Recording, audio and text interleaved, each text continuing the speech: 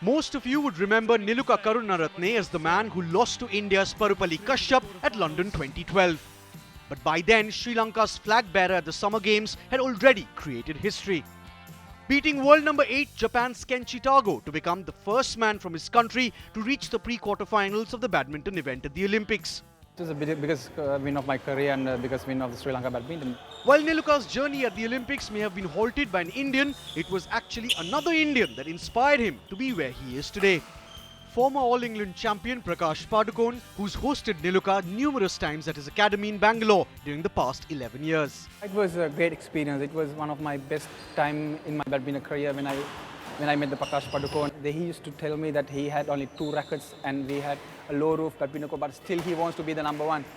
And he made it, and I really admire and I really appreciate his support for me. But the man who's now hailed as the undisputed badminton champion of Sri Lanka could easily have ended up playing the country's most popular sport, but in the end chose a racket over a bat. I played cricket when I was 15 because I played for the school team and college team, and we won the All-Ireland trophy, and I just quit cricket because I've been playing badminton at that level. That was my best time when I quit cricket. That was my best time in badminton. I like badminton the most. The Karunaratne family can easily be called the first family of badminton in Sri Lanka. And while Niluka still harbours hope of winning an Olympic medal at the next Games in Rio, his 3 younger brothers who are practicing behind me and are champions at the junior age level will ensure that Sri Lanka will be a force to reckon with in world badminton in years to come. In Colombo with Jaideep Bhandarkar, Nikhil Nas for NDTV. Sitting at the Cricket Club Cafe, one could easily be fooled into believing it's a cricket museum. With cricket memorabilia all around, from autographed bats and rare team pictures to personal cricket items used by legends like Garfield Sobers, Don Bradman, Sunil Gavaskar and Shane Warne. For Indian fans, there's a special wall dedicated to the men in blue. The bar at the restaurant is named after the greatest player to have ever played the game, Sir Don Bradman. The restaurant was started by an Australian couple 16 years ago and is one of the most popular eating joints in Colombo today. I think people really appreciate actually what we have done in Sri Lanka.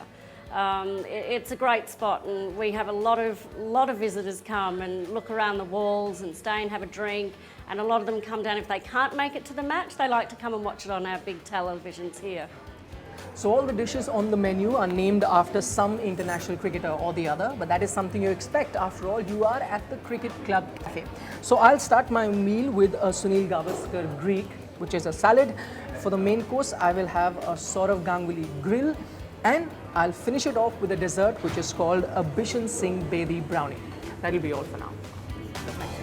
Everybody wants to try Sachin's sausages. They're quite popular, and of course Murali's Mulligatawny is another popular one. After a hearty meal, one can always visit the merchandise section and carry a bit of the Cricket Club Cafe with them when they leave. This signboard tells me that the Eden Gardens Cricket Ground is about 2,000 kilometers away from here. The Lord's Cricket Ground about 8,000 kilometers. But next time you're here in Sri Lanka and watching cricket at the Premadasa Stadium, remember, just 7 kilometers away is this Cricket Club Cafe where you can hit your hunger for a 6. In Colombo with Jaideep Bhandarkar, Nikhil Nas for NDTV.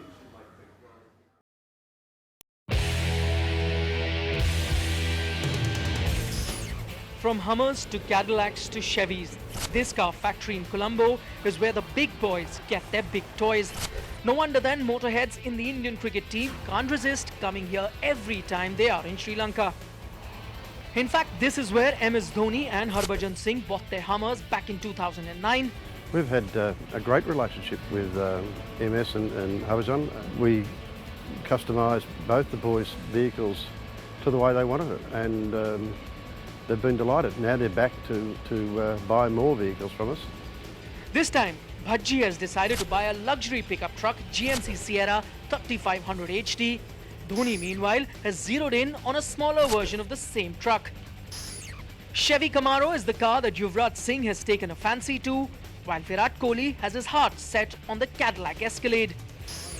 The real reason why Indian cricketers buy their set of wheels only from this car factory in Sri Lanka is that this is one of the few places in the world where one can get an American car converted from a standard left-hand drive into a right-hand drive more suited to Indian roads. Up until now, every time an Indian has walked into this car factory, he's ended up buying one of these fancy cars.